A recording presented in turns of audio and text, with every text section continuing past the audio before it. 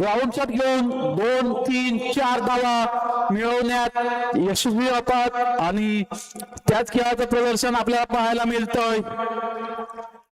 फुल चेंडू reverse shot मारण्याचा प्रयत्न होता, मिस झालाय. बाईटच्या रूपात मात्र एक धाव मिळवले रामायाने. कॉन्फिडन्स मात्र रामायाने आधी याचा खूप हाय झालेला आहे. आपल्या कोट्यातील तिन्ही सामने आई एकवीर संघाने जिंकलेले आहेत. चौथा सामना चालू आहे आणि जोरदार टोळला आहे. तो षटकार होतो का आणि हा षटकार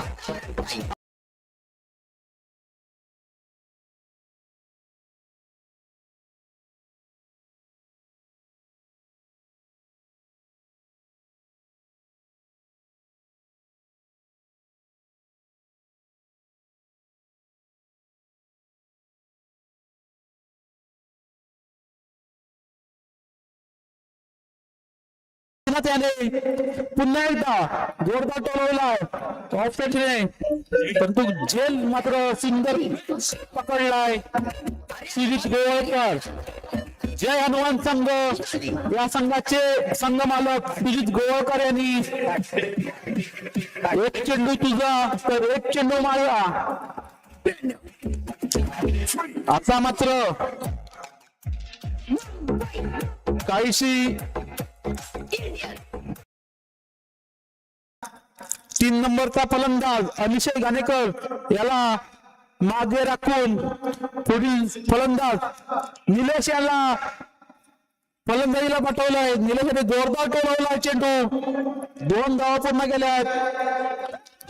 क्षेत्ररक्षण मात्र काहीशी चूक होते पण त्याचा फायदा मात्र काहीसा मिळवला नाही.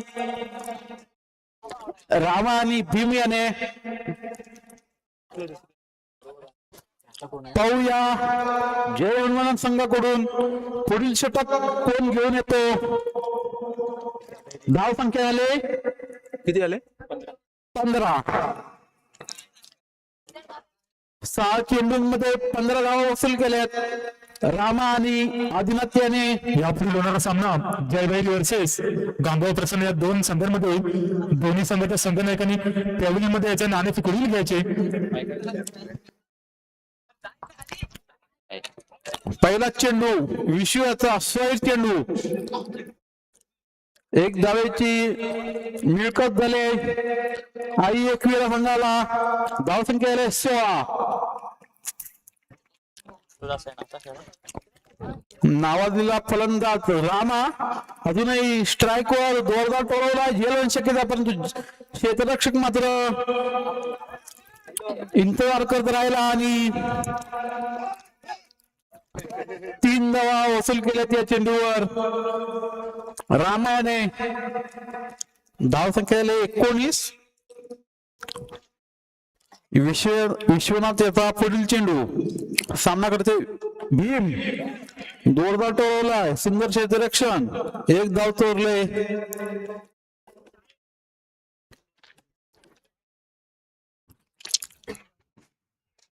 दुसऱ्या षटकाचा खेळ चालू. जोरदार टोलवलाय. पाहूया झेल होतो का आणि आता मात्र सुंदर झेल टिपलाय रामायाचा.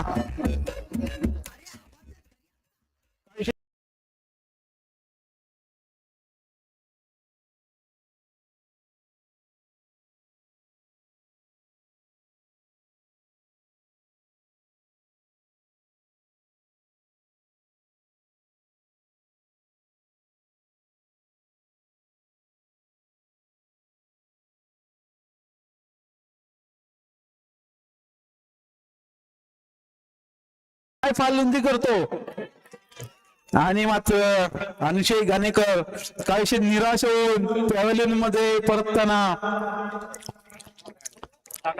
जास्तीत जास्त रन प्राप्त करण्याचा प्रयत्न होता अनिशय घाणेकर यांचा. विनय कलममध्ये नाणे फिकवून घ्यायचे. पेनल्टी असेल रनांची. अपोजिट टीमचा कर्णधार पॅव्हलियन मध्ये आलेला आहे. पुढील चेंडू विश्वनाथ याचा. आणि विश्वनाथ याची हॅट्रिक, या लीग मधील पहिली हॅट्रिक विश्वनाथ गोताड यांच्या नावावर.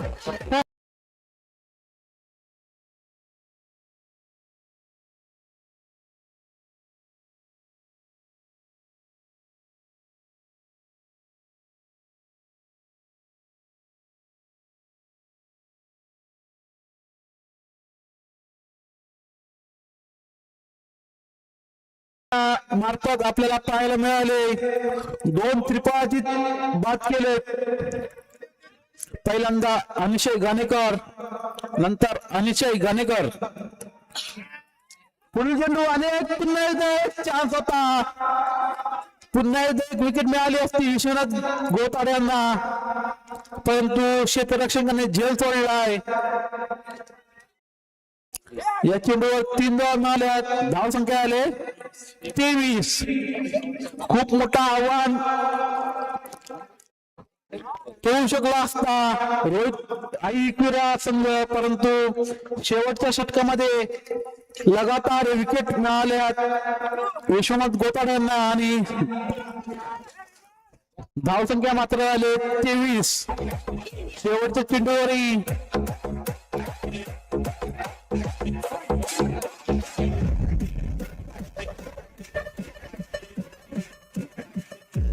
लोंगलाने जयशी प्राप्त तर आणखी 3 धावा कमी झाल्या असत्या.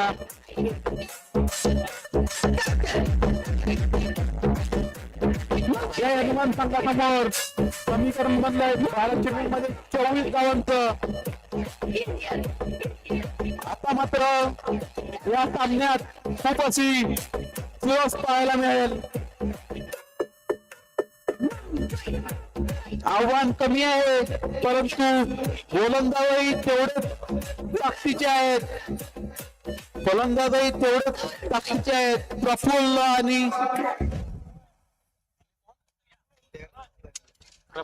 आणि प्रणाल बोरपेसे. प्रफुल्ल आणि प्रणाल प्रत्येक चेंडूवर 2 धावांची आवश्यकता. 12 चेंडू आणि 24 धावांचं आव्हान. पंच ओमी सर सामन्यास सुरुवात करायची आहे. खूप सारे सामने खेळवायचे आधी.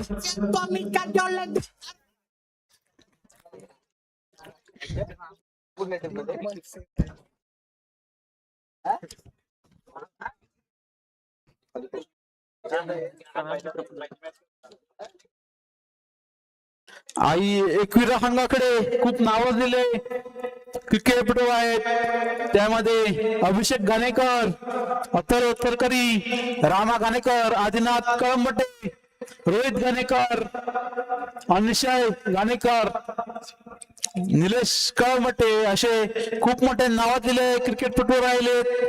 पाहूया हे 24 धावा कशा रोखतात. पहिला चेंडू पाहूया, पंच काही देत आहेत. बाईटच्या रूपात मात्र 1 धाव मिळाले नाही, बॅटची काढा घेऊन 1 धाव मिळाले. प्रणालीने 1 धाव काढले. आदिनाथ पाहूया पहिल्या षटकात काय कामगिरी करतात. पंच रामा कर्णधार रामा क्षेत्ररक्षण आपल्याला गाईड करताना प्रत्येक क्षेत्ररक्षकाला पुढील चेंडू रामायचा आणि हा रनआउटचा चान्स आणि प्रणाल मात्र रनआउट झाला आहे. सुंदर क्षेत्ररक्षण रामाकडून. प्रफुल्ल याला काहीच समजलेलं नाही. चेंडू आदिनाथ याचा आपल्या गतीमध्ये परिवर्तन केलं आहे.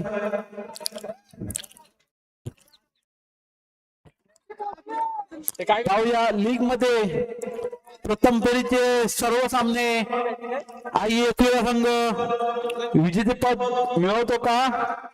अजूनही एकही संघ सर्व सामने लीग मध्ये जिंकलेला नाही. पाहूया ही कामगिरी आई एकविरा संघ या लीग मध्ये पूर्ण करतो का. सुंदर गोलंदाजी म्हणता येईल आदिनाथ याची.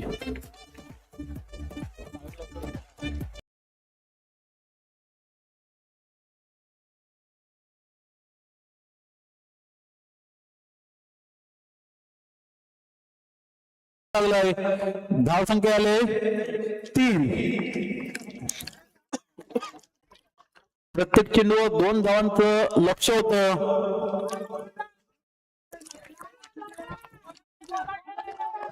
जोरदार टोल लेफ्ट साईड दिशेने सुंदर क्षेत्ररक्षण. पुन्हा एकदा 2 धावा.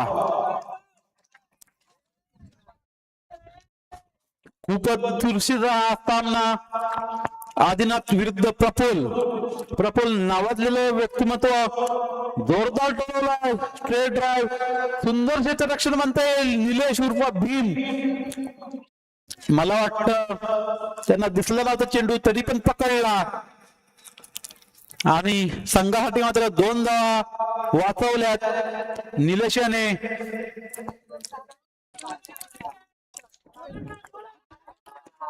पुन्हा एकदा निलेशांच्या चेंडू. आता मात्र गॅप मात्र मिळवले प्रफुल्ल याने आणि या चेंडूवर 4 धावा प्राप्त केल्यात.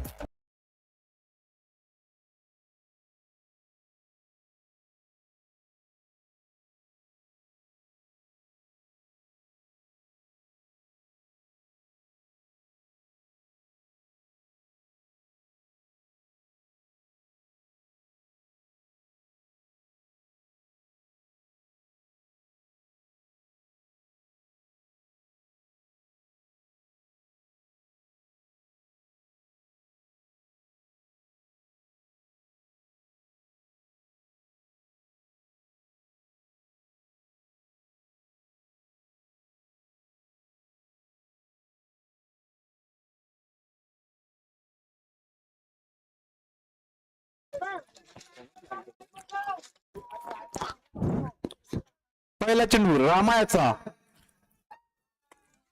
सुंदर टाकला या चेंडू आणि आता मात्र एकच धाव मिळाली या चेंडूवर. 5 चेंडू आणि 12 धावांचं लक्ष जय हनुमान संघासमोर. पाहूया कशा पद्धतीचं प्रदर्शन पाहायला मिळतंय. गोलंदाज आणि फलंदाज यांच्याकडून जोरदार टोलवला. आता मात्र आज नक्कीच सीमा पार होऊ शकतो. सुंदर फटका प्रफुल्लच्या बॅटमध्ये झाला.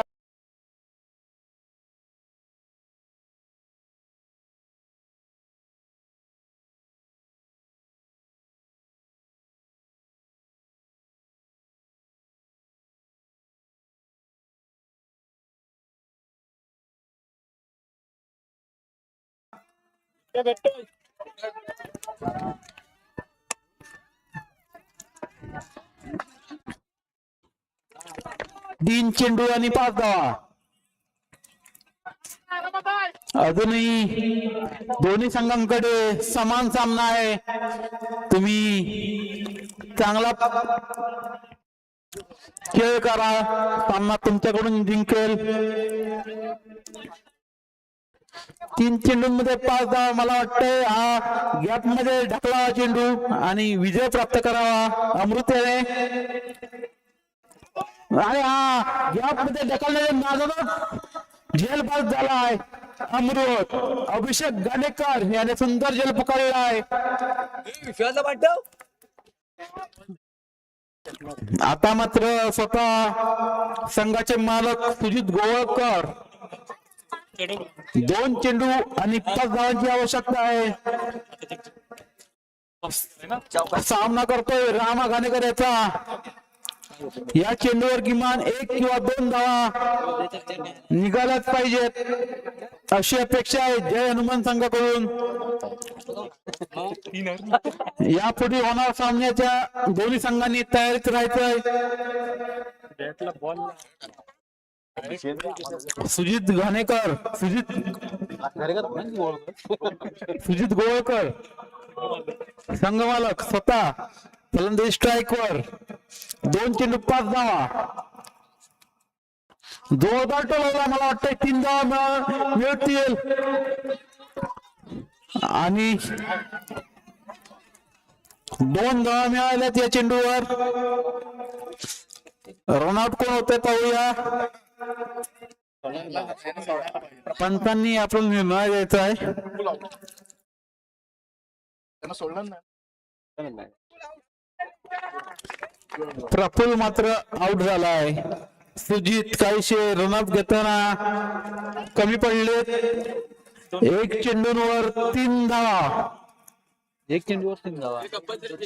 कंपल्सरी चेस म्हणजे या चेंडूवर 3 धावा आवश्यकच आहेत. 24 विन आहे. 22 झाले. अरे आता 3 नाही आले. 2 काढली. 20 नी 2 नक्की चेंज कर, नक्की चेक कर.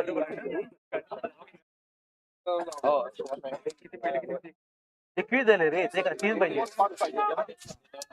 एक चेंडू आणि 3 धावा. 22 झाले. नाही 21 झाले. एक चेंडू आणि 3 धावा. खूपच असा रोमहर्षक सामना.